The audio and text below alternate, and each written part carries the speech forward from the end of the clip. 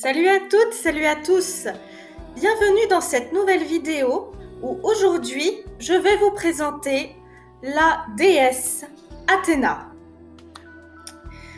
Athéna ou Athénée en grec est une déesse identifiée à Minerve chez les Romains. Elle joue un rôle très important dans la mythologie grecque.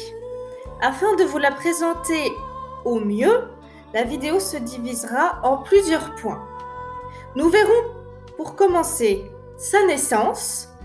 Ensuite, nous verrons qu'Athéna est la protectrice d'Athènes. Nous verrons pourquoi. Nous verrons également qu'elle est la déesse de la guerre, mais aussi de la sagesse. Ensuite, nous verrons qu'en plus de tout cela, elle est la patronne des artisans. Et pour terminer, nous ferons un bref petit point sur Athéna et Minerve. Installez-vous confortablement, n'oubliez pas de vous abonner et on est parti.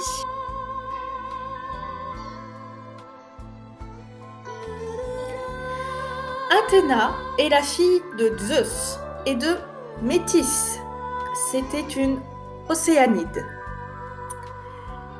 Métis était la déesse de la raison, de la prudence, de la stratégie militaire et de la sagesse. Ouranos, le ciel étoilé, prévient Zeus que un de ses fils, né de Métis, lui prendrait son trône, ce qui est très courant dans la mythologie grecque. Par conséquent, dès qu'il apprend que Métis est enceinte, Zeus prend le parti de l'avaler. Bon appétit. Quelques mois plus tard,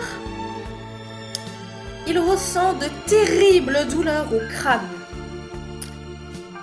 Il avait tellement mal qu'il demanda à Héphaïstos de lui ouvrir le crâne d'un coup de hache pour le libérer de cette douleur. C'est ainsi que jaillit de la tête de Zeus Athéna. Elle poussa son cri de guerre en brandissant sa lance et son bouclier. Par la suite, Athéna est considérée comme la fille de Zeus seul. Ainsi, chez Eschyle, déclara-t-elle : « Je n'ai pas eu de mère pour me donner la vie. »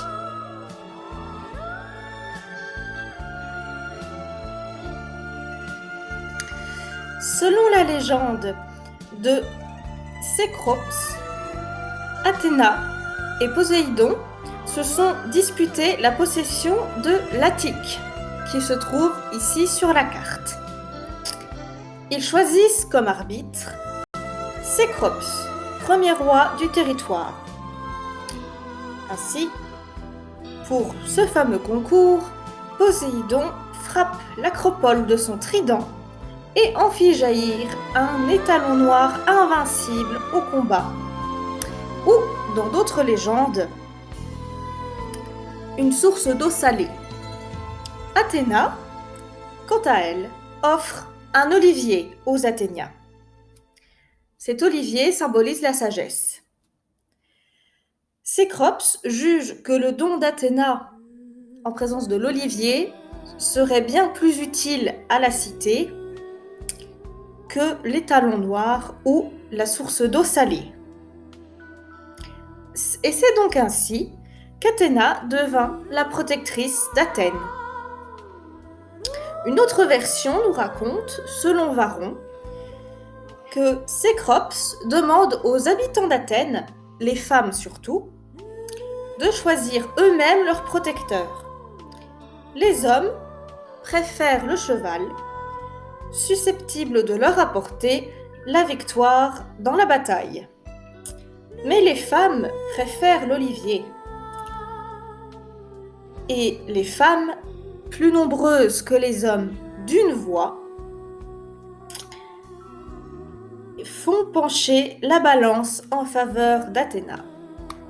Et donc, Poséidon, en réponse à cela, furieux, submergea l'Attique sous les flots.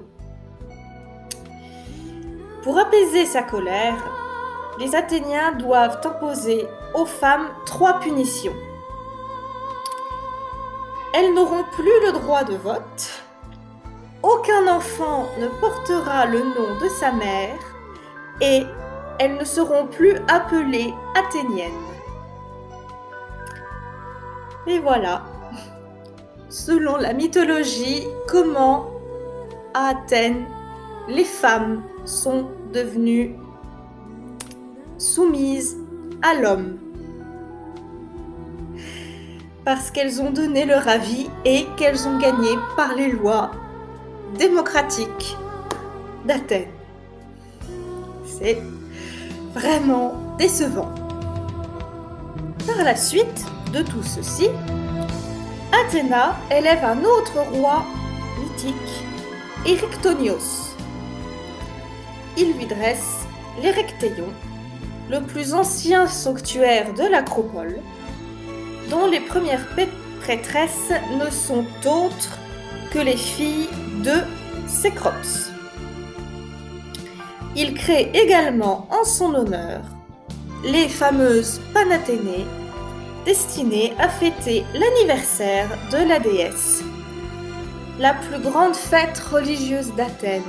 Si vous voulez plus d'explications sur l'Acropole, les Panathénées, etc., j'ai fait une vidéo consacrée à tout ça la semaine dernière. Vous retrouverez le lien de la vidéo en description.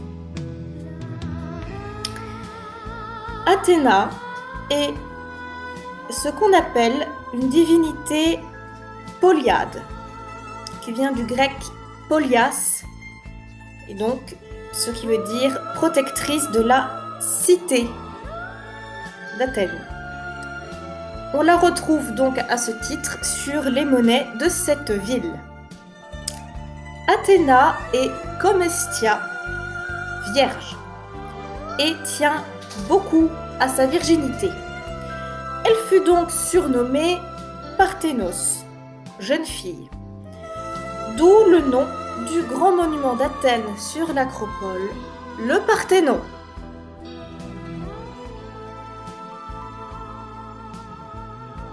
Il peut vous sembler étrange que la déesse de la sagesse naisse en armes et soit également la déesse du combat. Sauf que, en fait, c'est ses conseils surtout, ce sont ses conseils qui aident les dieux lors de la gigantomachie.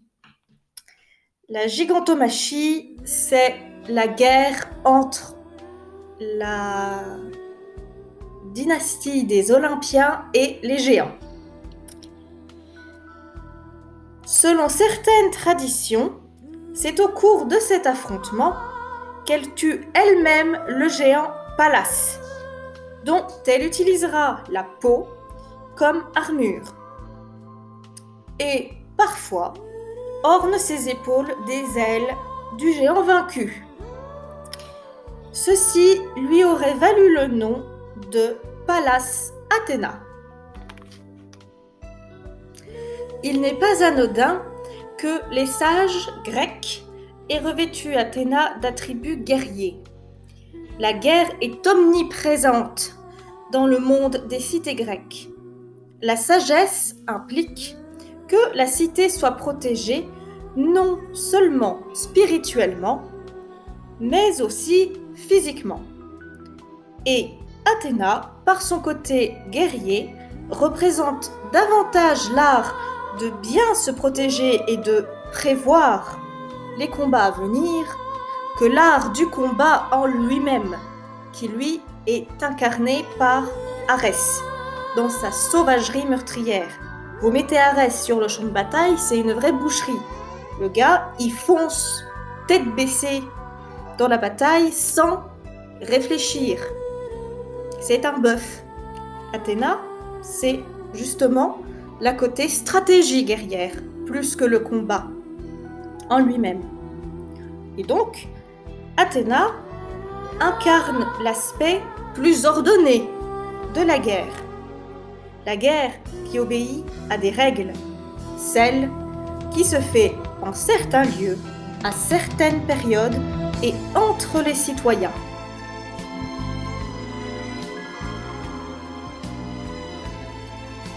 Athéna est une déesse dite civilisatrice. Elle est la protectrice des artisans et des travailleurs, sous son épithète Erganée, qui veut dire la travailleuse. Tout ce qui est filé ou cousu est son domaine, comme le montre par ailleurs la fable d'Arachné.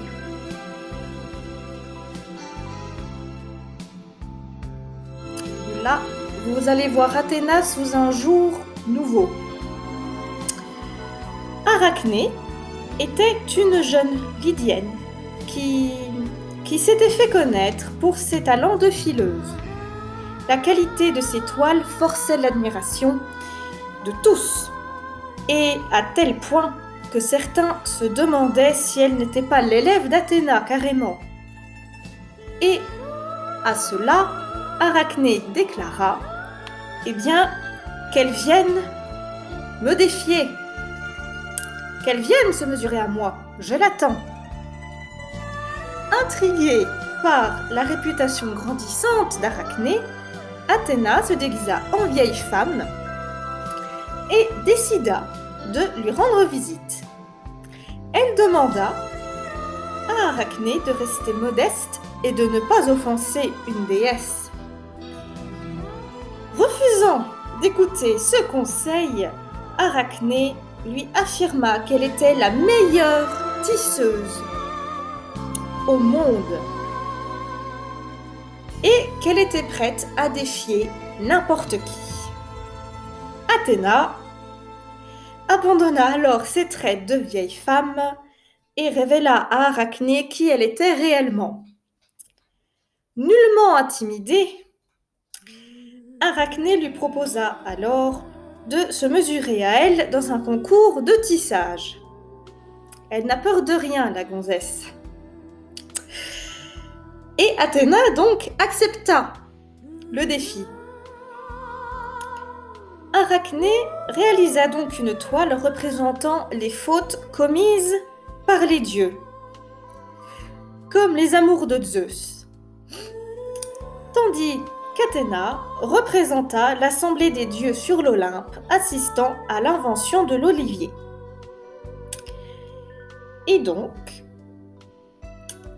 lorsque Athéna se rendit compte que la tapisserie d'Arachné dépassait de loin la sienne, la déesse explosa de rage. Oui, Athéna enragée. C'est inédit, tout du moins dans sa réputation. Elle déchira la toile d'Arachné et la frappa. Dévastée, Arachné se pendit avec un lacet. Ayant pitié d'elle, la déesse décida alors de la transformer en araignée afin qu'elle puisse continuer à tisser sa toile pour l'éternité. C'est très gentil de ta part, Athéna. Là, je t'adore, mais là, vraiment, fallait pas faire ça. C'est pas bien, la jalousie. Vraiment pas. Ça te réussit pas du tout.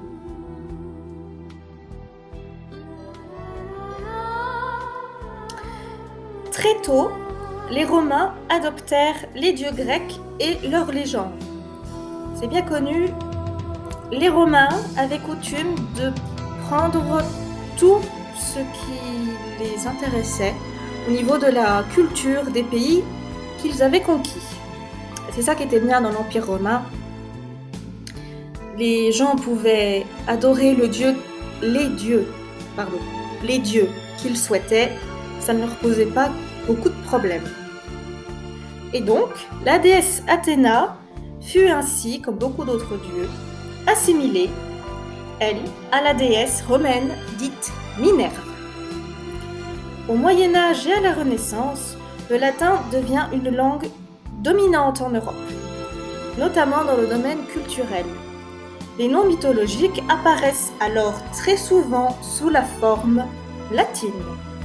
C'est la raison pour laquelle le nom latin de Minerve remplace couramment celui d'Athéna dans les représentations artistiques de cette dernière.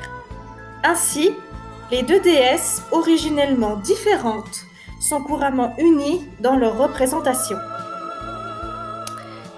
Et voilà, c'est fini pour aujourd'hui. Si jamais la vidéo vous a plu, n'hésitez pas à mettre un petit pouce bleu et abonnez-vous pour ne manquer aucune de mes prochaines vidéos. Ça prend 2 secondes et c'est gratuit. Sur ce, je vous donne rendez-vous vendredi prochain à la même heure et je vous préviens, je vais vous envoyer du lourd la semaine prochaine. Soyez prêts. Allez, bonne soirée, à plus!